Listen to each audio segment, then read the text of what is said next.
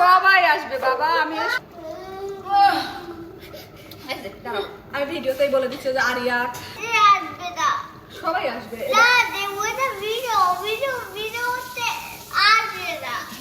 মাছ বলেন আর যে তরকারি বলেন, যত বেশি মশলা কষানো যায় রান্না কিন্তু তত বেশি মজা লাগে। আমার একটু দেরি হয়, কারণ হলো মশলা আমি বেশি করে কষাই।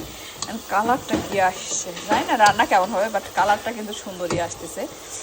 আর আমার মাছ রান্না মজাই হয় মোটামুটি। এই দেখেন হয়ে গেছে ভাজা। এখন এই বেগুনগুলো, কাটা বেগুনগুলো দিয়ে দিচ্ছি এখানে। কাটা বেগুনগুলো সব দিয়ে দিচ্ছি। কাটা বেগুন, এইগুলো কি বেগুন বলে ভুলে গেছি, কাটা বেগুনই মনে হয় বলে। এই যে মামা তুমি টিভি দেখো বাবা, আমার ছেলেটা অসুস্থ দেখেন, শুকায় কি হয়ে গেছে। আজকে ডাক্তারের কাছেও নিয়ে গেছিলাম আবারও। রান্না নিয়ে ম্যাক্সিমাম মানুষেরই একটা ভ্রান্ত ধারণা আছে। অনেকেই চিন্তা করে বেশি মশলা দিয়ে যদি রান্না করা যায় তাহলে রান্না অনেক মজা হবে। এই বিষয়টা কিন্তু আমি একদমই মানি না। সিম্পলভাবে যদি আপনি মশলা কম দিয়ে রান্না করেন, সেই মশলার কিন্তু স্বাদটা এবং টেস্টটা অন্যরকম লাগে। আমার আজকের এই মাছের তরকারিটা দেখে আপনারা বুঝতে পারবেন। সত্যি কথা বলতে নিজের প্রশংসা করতেছি না, আমার মাছের তরকারি রান্নাটা অনেক মজার হয়। আমি খুবই সিম্পলভাবে মাছ রান্না করতে পছন্দ করি। সমস্যা নেই। এখানে গরম পানি ছিল, এই গরম পানিটা দিয়ে দিচ্ছি। সামান্য পরিমাণ গরম পানি দিচ্ছি। রান্না করতে করতে একটা মজার কথা বলি। আমার ছেলে কিন্তু খুবই কান্নাকাটি করছে, দেখতেই পেলেন। কি কারণে জানেন? ওইটা শুনলে আপনারা খুবই মজা পাবেন। আসলে বাচ্চারা খুবই ইনোসেন্ট হয়, তাই না?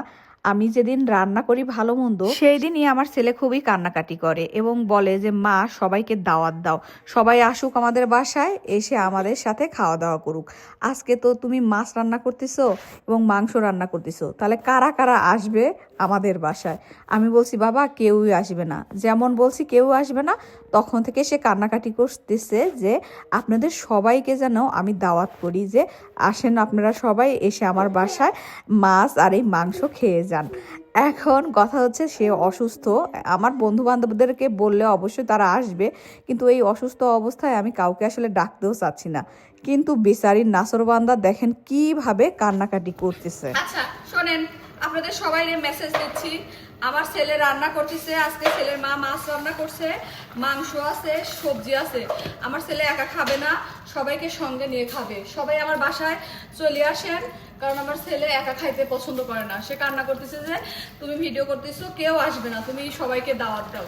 আমি আপনাদের দাওয়াত দিচ্ছি, আপনারা সবাই চলে আসেন। এই দেখেন কত রান্না করছি, তাই না বাবা? আর আমার ছেলে আপনাদেরকে খাওয়াবে সেই সুন্দর, তাই না? এটা লক্ষ্মী ছেলে, খাওয়াবে। আমার ছেলে খুব লক্ষ্মী। চলেন তাহলে আমার ছেলেকে একটু খাওয়াই। আর আপনারা সবাই বুঝতে, ওরা সবাই সবাই চলেন আমার বাসায় চলে আসেন। সবাই সবাই চলে আসেন তাড়াতাড়ি, খাওয়া কিন্তু রেডি শুরু হয়ে যাচ্ছে।